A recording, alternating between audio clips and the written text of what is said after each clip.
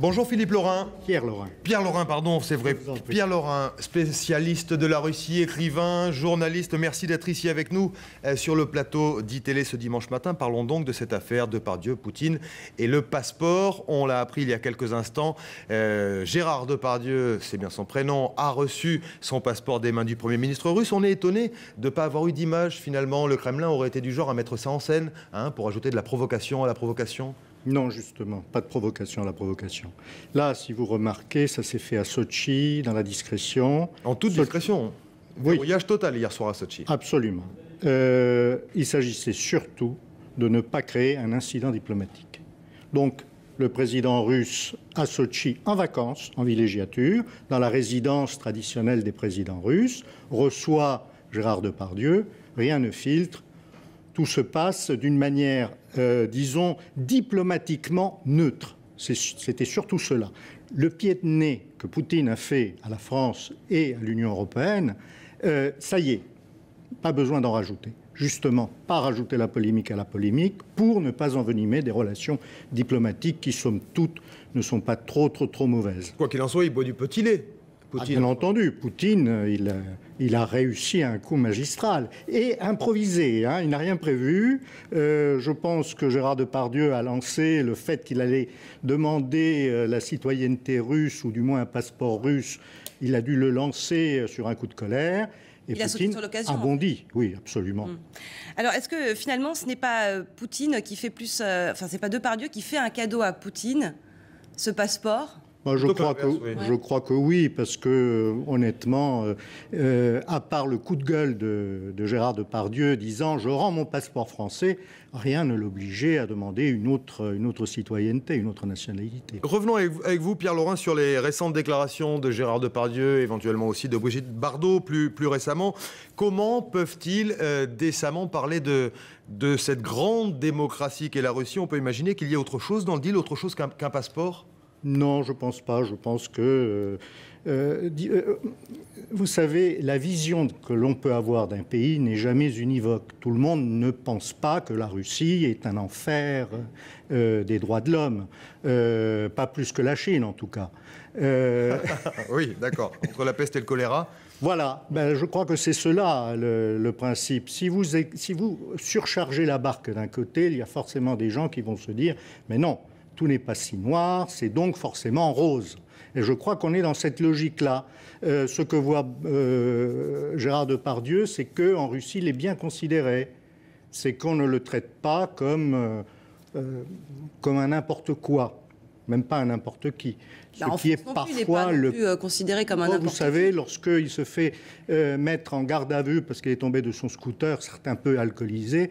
Et c'est le cas de tout le monde. C'est le cas de tout le monde, mais quand on est Gérard Depardieu, on doit pouvoir considérer que c'est pas peut-être... Vous savez, vous vous placez dans la subjectivité des gens et la situation change radicalement. Nous, on voit cela. Bon, moi, je considère que cette histoire, c'est une pitrerie monumentale dont Poutine a profité. Mais pour Gérard Depardieu, ce n'est pas du tout le cas. Pour Brigitte Bardot, qui se dit « mais en Russie, on protège les tigres et en France, on euthanasie les éléphants », eh bien là également, elle voit le petit bout de la lorgnette. Donc, les choses ne sont jamais aussi simples qu'on les imagine ou qu'on les voit. Il faut se mettre à l'intérieur du cerveau des gens, essayer d'interpréter les choses. Et bon, il y a des logiques qui finissent par apparaître. Étonnant de vous entendre dire, Pierre Laurin, que Depardieu est bien considéré en Russie, oui. Parce que justement, ces derniers jours, et après ces déclarations, finalement, les critiques les plus sévères sont venues de la Russie, de la presse russe, de l'opposition. Ce n'est pas un sentiment qui est partagé par la population là-bas? Mais il est très clair que la polémique, vous la trouvez n'importe où. Si je dis qu'il fait beau, on peut faire un micro-trottoir dans la rue qui va démontrer qu'il y a une polémique, que tout le monde n'est pas d'accord. Oui, tout le monde n'est pas d'accord sur le sujet, d'accord. C'est aussi simple que cela. Ensuite, vous piquez, vous faites du cherry picking en prenant les déclarations qui semblent aller dans le sens de ce que vous voulez démontrer. C'est ce que je fais moi aussi. On le fait tous, même inconsciemment, surtout inconsciemment. Donc, dire que la presse d'opposition, et quelle presse d'opposition considère que tout ça est du grand guignol, ce qui est vrai, Bon, ben, je ne pense pas que ce soit un scoop. Gérard Depardieu, exilé fiscal en Belgique. On voudrait avoir votre avis sur les impôts en Russie. C'est 13%, c'est pour tout le monde 13%? Pour tout le monde, c'est une taxe unique, c'est un taux unique de 13% pour tout le monde. Et, que l'on soit très riche ou très pauvre Très riche ou très pauvre, c'est 13%. Et ça a l'air de marcher puisque les rentrées fiscales sont assez intéressantes. Et je crois que les autorités russes pensent qu'il vaut mieux avoir 13% de plusieurs millions que 75% de rien du tout. Pierre Laurin, si on vous écoute depuis quelques minutes maintenant, on a le sentiment que finalement vous pensez que c'est une anecdote cette affaire, qu'elle n'a pas vraiment d'importance. Alors qu'est-ce qu'il faut en retenir selon vous ? Qu'est-ce qu'il faut en retenir ? Il faut en retenir que si l'on pousse le bouchon trop loin en France, il peut y avoir non pas quelque chose comme ça de très anecdotique sur Gérard Depardieu et très, très amusant finalement. Vous parlez de la fiscalité ici en France, quoi. Je parle de la fiscalité. Bon, c'est vrai que lorsque on essaye de vous prendre ce que vous avez, eh bien vous avez plutôt tendance à partir qu'à rester. C'est très clair. D'autant plus que rien ne vous empêche de partir. Bon.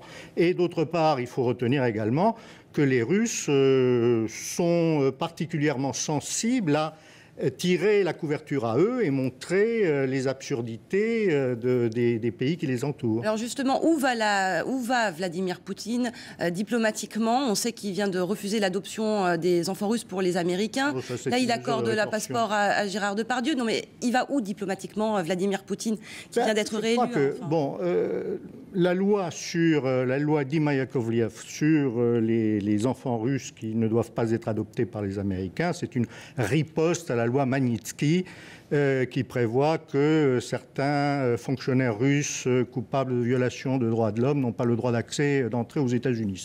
C'est aussi bête que cela. C'est la réponse du berger à la bergère. Il se trouve que dernièrement, il y a eu un sommet Russie-Union européenne qui s'est relativement mal passé parce que depuis plusieurs années, on parle d'abolir les visas entre la Russie et l'Union européenne pour faciliter le commerce, pour faciliter les échanges. Et les Russes sont tout à fait disposés à le faire. Les Européens tardent.